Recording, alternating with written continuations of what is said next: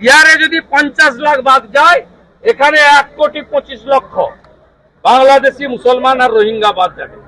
আর সব হিন্দুদেরকে আমি অ্যাসিওর করছি, ভারতীয় হিন্দু মুসলমানকে অ্যাসিওর করছি, আর ধর্মীয় কারণে বাংলাদেশ থেকে আসা হিন্দুদের অ্যাসিওর করছি, একটা কারোরও কোনো অসুবিধা হলে উপরে মোদিজি যদি গ্যারান্টার থাকেন, এই রাজ্যের এলওপিও একটা ছোটখাটো গ্যারান্টার। আজকে নজরুল মঞ্চে দাদা বিএলওদের ট্রেনিং হচ্ছে, নজরুল মঞ্চে আজকে বিএলওদের ট্রেনিং হচ্ছে। আরে আপনি পূর্ব মেদিনীপুরে কি করেছে জানেন?